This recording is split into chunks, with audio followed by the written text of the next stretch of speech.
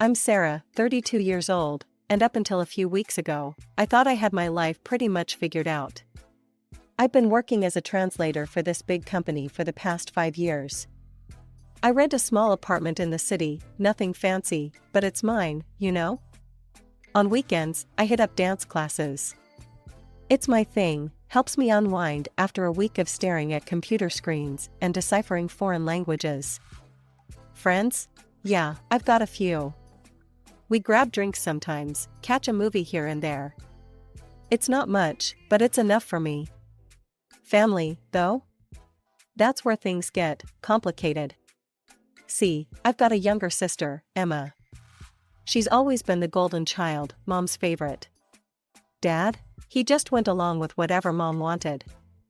It's been like that for as long as I can remember. As we grew older, nothing changed. Emma got the attention, the praise, the support. Me? I was just there. An afterthought. So, I did what any self-respecting afterthought would do, I distanced myself. Calls became less frequent, visits even rarer. It was easier that way, less painful. Then, out of the blue, my phone rang. It was Mom. Sarah, it's your mother. Your father wants to see you. Can you come over this weekend? I nearly dropped my phone. Dad wanted to see me? That was new. Sure. I guess I can make it. Everything okay? Just come, Sarah. Saturday at 2. Don't be late. So, that Saturday, I found myself standing outside my parents' fancy house. It was a far cry from my rented apartment, that's for sure. I took a deep breath and rang the doorbell. Mom answered, looking me up and down like she was appraising a piece of furniture. You're here. Come in. I stepped inside, and there they all were. Dad, looking frail and tired in his armchair. Emma, perfect as always, perched on the couch next to her husband, Richard. I'd only met him a handful of times. He was older than Emma, always busy with work or whatever it was rich guys did. Hey, everyone, I said, trying to sound casual. What's going on? Dad looked up at me, his eyes sad but determined. Sarah, sit down. We need to talk. I sat down, my heart racing. Dad looked awful, worse than I'd ever seen him. His once strong frame seemed to have shrunk, and his face was pale and drawn. Sarah, he began, his voice weak but steady, I'm terminally ill, sweetheart. The doctors, they don't think I have much time left. No, I whispered, tears welling up in my eyes. There must be something they can do. Dad shook his head slowly. I've explored every option, Sarah. It's time I put my affairs in order. I noticed Mom and Emma exchange a glance. There was something in their eyes I couldn't quite read. Dad continued, that's why I've called you all here today. I want to discuss my will. The atmosphere in the room shifted instantly. I could feel the tension, thick and suffocating. I've given this a lot of thought, Dad said, his gaze moving from Mom to Emma, then settling on me. Your mother will get the apartment in the city. Emma, you'll inherit this house. Emma nodded, a small smile playing on her lips.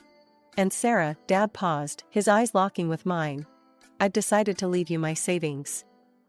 All $550,000 of it. For a moment, nobody moved. Nobody spoke. Then all hell broke loose. What? Mom shrieked, her face contorting with rage. You can't be serious, John. Emma jumped to her feet. Dad, that's not fair. Sarah's barely even part of this family anymore. Dad's fist came down on the arm of his chair with surprising force. Enough, he roared, his illness momentarily forgotten. This is my decision, and it's final. I've been under your influence for far too long, Margaret. I've neglected Sarah because of you, because of your obsession with Emma. No more. He turned to me, his eyes softening. Sarah, I'm so sorry. Can you ever forgive me? Without hesitation, I moved to him, wrapping my arms around his frail body. Of course, Dad. Of course I forgive you. He hugged me back, his grip weak but filled with love. After a moment, he pulled away, exhaustion etched on his face. "I'm tired now. I need to rest." As Dad retreated to his room, I found myself facing the furious glares of my mother and sister. "You," Mom hissed, her voice dripping with venom. "You need to refuse the money. It should go to Emma." I stood my ground, anger bubbling up inside me. "No, it's Dad's decision, and I'm respecting it." Emma stepped closer, her eyes narrowed. "You'll regret this, Sarah. Mark my words." As I left the house, Emma's taunts followed me. "Look at you, all alone. No one wants you. I've got a rich, loving husband. What do you have?" Richard's laughter joined hers, the sound grating on my nerves as I walked to my car. The next 2 weeks were hell. Every day, without fail, my phone would buzz with messages from Mom and Emma.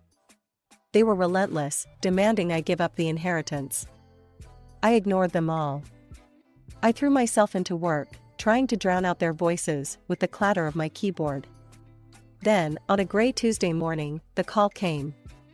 Dad was gone. I felt numb as I drove to the funeral. The service was a blur of black clothes and somber faces. Mom and Emma put on quite a show, sobbing dramatically and clinging to each other. I stood apart, my grief a quiet, hollow thing in my chest. After the service, we all gathered at the house. Emma made a big deal about the money she'd withdrawn for the funeral expenses, waving her purse around like a flag. "I've got it all here," she announced to anyone who'd listen. "Thousands of dollars. It's the least I could do for Daddy." As the last of the guests trickled out, I started gathering my things. That's when all hell broke loose. Emma's shriek cut through the somber atmosphere like a knife. "My money! It's gone! Someone's stolen it!" I froze, a chill running down my spine. Something about this felt wrong. Mom's eyes locked onto me, cold and accusing. "It must have been someone who was here the whole time," she said, her voice dripping with insinuation. "Empty your purse, Sarah, now." I stood my ground, anger bubbling up inside me. "No, this is ridiculous. I haven't taken anything." "Then you won't mind proving it," Emma sneered. Before I could respond, Richard was on the phone. "Yes, police? We'd like to report a theft." My heart pounded as we waited for the police to arrive. This couldn't be happening. Not today, of all days. The officers were professional, but firm. "Ma'am, we're going to need to check your bag," one of them said. Trapped, I handed over my purse. The officer opened it, reached inside, and pulled out a wad of cash and Emma's credit cards. The room exploded into chaos. Mom and Emma hurled accusations and insults, their voices rising to a fever pitch. I stood there, shell-shocked, trying to make sense of what was happening. "I didn't do this," I stammered. "I swear, I don't know how those got there." But my protests fell on deaf ears. At the police station, I sat in a cold, sterile room, my mind reeling. Then, to my surprise, Mom walked in. For a fleeting moment, I thought she might have come to help me. I should have known better. She leaned in close, her voice a venomous whisper. "Give up the inheritance, Sarah. Do it, or you'll rot in jail. Everyone will know you as the rat who steals from her own family. Is that what you want?" I felt something snap inside me. Years of neglect, of being the family outcast, of taking their abuse, it all came to a head in that moment. "No," I hissed back. "No, I won't give it up. Do your worst." Mom's face twisted with fury. "Fine. Enjoy prison, you ungrateful trash." She stormed out, leaving me alone with my anger and a newfound determination. I managed to post bail and get out of that hellhole, but my troubles were far from over. As I stumbled into my apartment, exhausted and angry, my phone rang. It was my boss, Mark. "Sarah, we need to talk," he said, his voice tense. "I received a call today. Someone told me about the theft accusations against you." I felt the blood drain from my face. Mark, I swear I didn't. I believe you, Sarah, he cut in. But we can't have this kind of scandal at the office. Not right now. I'm putting you on unpaid leave until this blows over. The line went dead, and with it, my last shred of composure. I sank to the floor, hot tears streaming down my face. I cried until I had no tears left, then something changed inside me. The sadness gave way to a cold, hard fury. With shaking hands, I pulled out my laptop and navigated to Emma's Facebook page.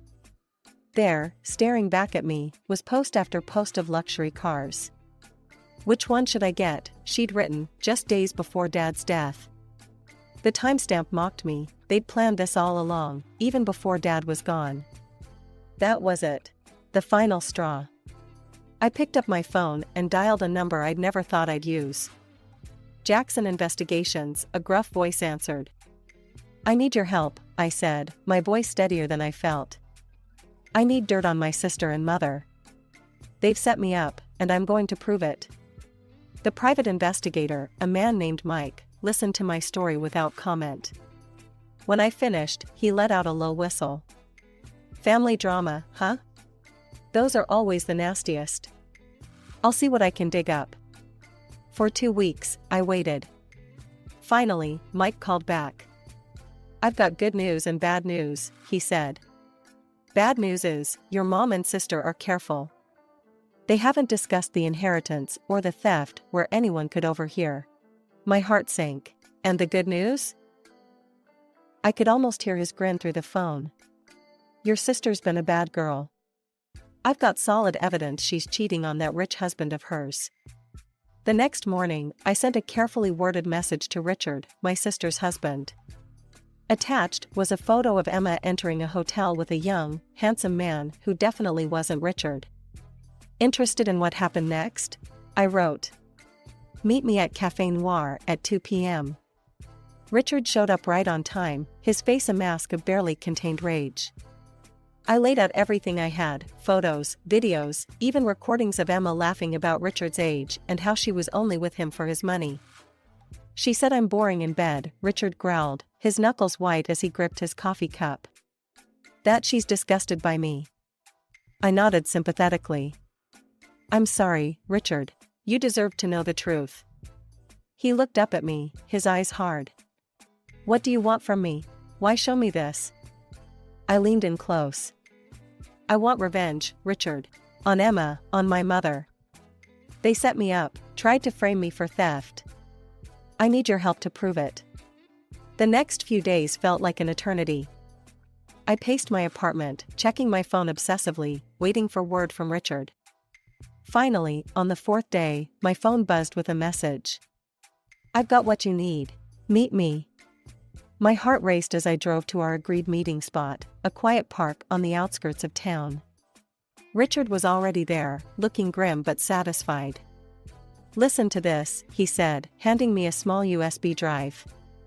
I plugged it into my laptop, and suddenly, I heard my mother's voice, clear as day. I can't believe how well it worked, she cackled. You should have seen Sarah's face when they found the money in her purse. Emma's laughter joined in. It was priceless. She actually thought she could get away with Dad's money. As if. Now she'll have to give up the inheritance, Mom said smugly. She can't risk going to jail. I felt a mix of emotions wash over me, vindication, anger, and a fierce determination. This is perfect, I told Richard. Thank you. He nodded, his face hard. I'm filing for divorce tomorrow. According to our prenup, if Emma cheats, she gets nothing. In fact, she'll owe me. The day of the will reading arrived faster than I expected. As I walked into the notary's office, I saw them all there, Mom, Emma, and Richard. Mom and Emma wore matching smug expressions, clearly expecting me to cave and give up my inheritance. The notary cleared his throat, ready to begin, but I held up a hand. Before we start, I have something to say. Mom and Emma exchanged gleeful glances, probably thinking I was about to renounce my claim. Oh, how wrong they were. I know what you did, I said, my voice steady. I know you set me up, planted that money in my purse. And I can prove it. Before they could react, I pressed play on the recording. Their own voices filled the room, confessing to their scheme. Mom and Emma's faces drained of color. How did you get that? Emma stuttered. That's when Richard stood up. I recorded it, he said, his voice cold. I heard everything. Emma's eyes widened in panic. Richard, I don't understand why you did this. He cut her off by tossing a manila envelope on the table. Outspilled photos of Emma with her lover. Save it, he spat. I know all about your affair too. I'm filing for divorce, and according to our prenup, you don't get a cent. In fact, you'll be paying me. The room erupted into chaos. Mom and Emma started shouting, tears streaming down their faces. But their cries were cut short by a new voice. Ladies, you're under arrest. We all turned to see two police officers entering the room. I'd called them earlier, providing them with the evidence of the false accusation and blackmail attempt. As the officers led Mom and Emma away in handcuffs, I felt a weight lift off my shoulders. It was over. I'd won. The notary, who had watched the whole scene unfold with wide eyes, cleared his throat again. Well, shall we proceed with the reading of the will? I nodded, finally ready to honor my father's last wishes. As the notary read out the details, confirming my inheritance, I couldn't help but think of Dad. I hope you're proud of me, I thought. I didn't let them push me around anymore. The aftermath of that day in the notary's office was a whirlwind. True to my expectations, the lawsuit against Mom and Emma was a slam dunk. With the recorded evidence and the police report, their guilt was indisputable. The judge didn't go easy on them. Attempting to frame your own daughter and sister, he said, his voice dripping with disgust. I've seen a lot in this courtroom, but this takes the cake. The verdict came down hard. Mom and Emma were ordered to pay a massive fine, directly to me. The amount was so large, I almost felt dizzy when I heard it. Mom's face turned ashen when she realized what this meant. But I'll have to sell the apartment, she stammered. The judge showed no mercy. Perhaps you should have thought of that before engaging in criminal behavior, Mrs. Thompson. Emma didn't fare any better. With the divorce proceedings in full swing, she was forced to sell the house Dad had left her. Most of that money went to Richard as per their prenup, but a significant chunk came to me as part of the court-ordered compensation. I watched from a distance as their lives unraveled. The apartment I'd grown up in, the house where we'd had that fateful meeting about Dad's will, both sold to strangers. Mom and Emma were left with almost nothing. As for me, life was looking up. With Dad's inheritance and the lawsuit money, I was suddenly in a very comfortable financial position. The first thing I did was quit my translation job. As understanding as Mark had been, the whole experience had left a bad taste in my mouth. Instead, I decided to invest in myself. I'd always had a passion for languages, beyond just translating them. With my newfound resources, I enrolled in a prestigious linguistics program. It was challenging, but for the first time in years, I felt truly alive. I also bought myself a beautiful apartment in the heart of the city. The rest of the money, I invested wisely. I worked with a financial advisor to set up a portfolio that would provide me with a steady income. It wasn't about being rich, it was about having the freedom to live life on my own terms. Months passed, and slowly, the dust began to settle.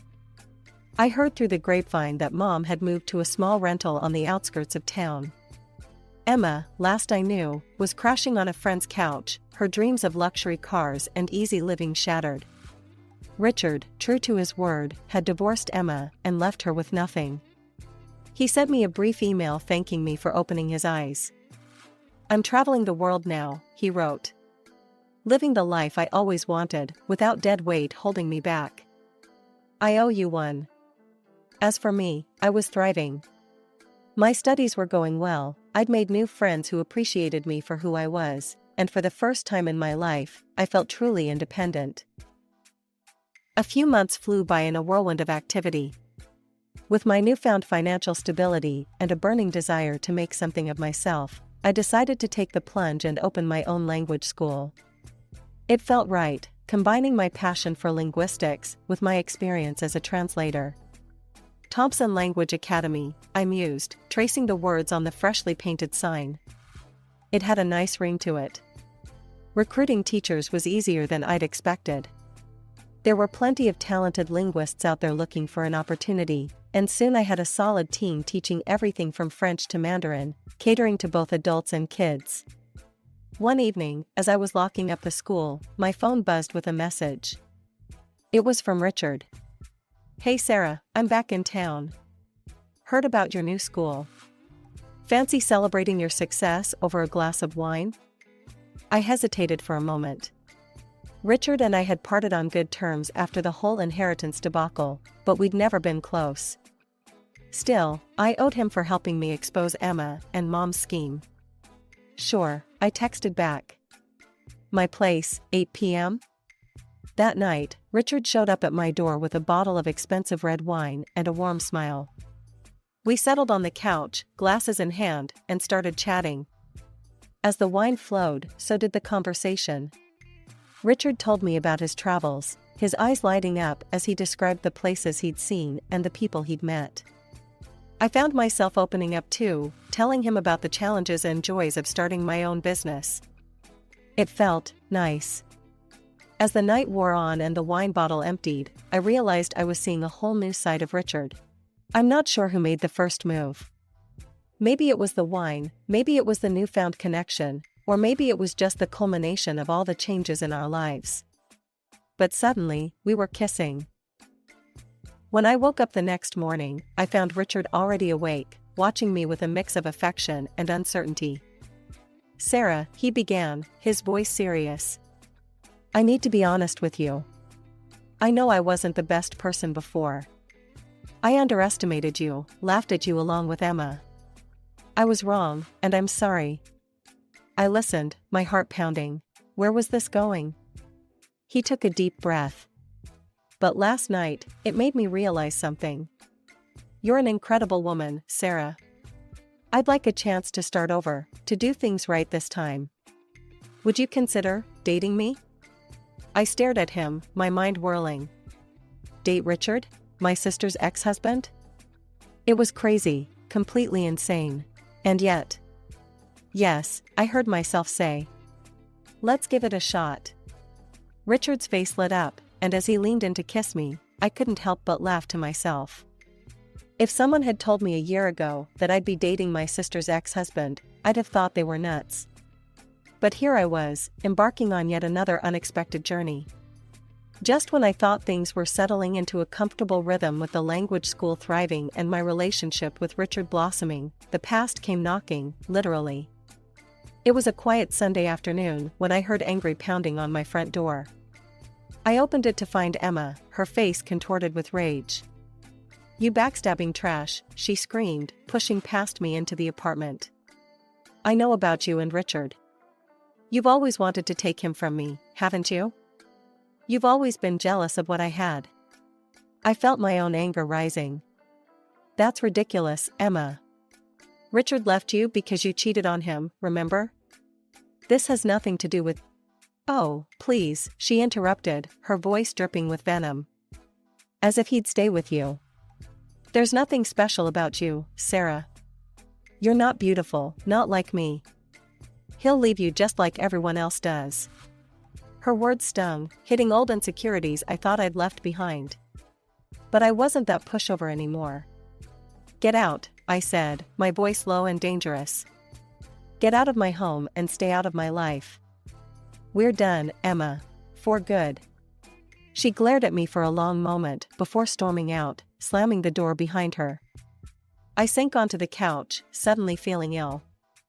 I spent the rest of the day in a fog, trying to shake off the nausea and unease. But as the nausea persisted into the next day, a different kind of unease settled over me. On a hunch, I ran down to the pharmacy and bought a pregnancy test. Positive. I was pregnant. My mind reeled. A baby? Now? I needed to tell Richard. This affected him too, after all. I braced myself for his reaction, prepared for anything from joy to anger to a hasty retreat. When I broke the news, Richard was quiet for a long moment. Then, to my surprise, he wrapped me in a tight hug and sighed dramatically. "Richard?" I asked, confused by his reaction. He pulled back, a mischievous glint in his eye. "Well, Sarah, I'm afraid you're going to regret this." I stared at him, my heart pounding. "What do you mean?" His serious expression cracked, replaced by a wide grin. "Because now you're stuck with me for years. Will you marry me?" For the second time in as many days, I was stunned speechless. But this time, joy bubbled up inside me, replacing the earlier distress. "Yes," I laughed, happy tears spilling down my cheeks. "Yes, I'll marry you." As we kissed, celebrating our engagement and the new life growing inside me, I marveled at how far I'd come. From the neglected daughter to a successful business owner, from a victim of my family's schemes to a woman creating her own family. Now, as I plan our wedding, I know there will be two conspicuous absences. Mom and Emma won't be invited. It's a bittersweet decision, but I know it's the right one. I'm building a new life, one filled with love, respect, and happiness. There's no room for their toxicity anymore.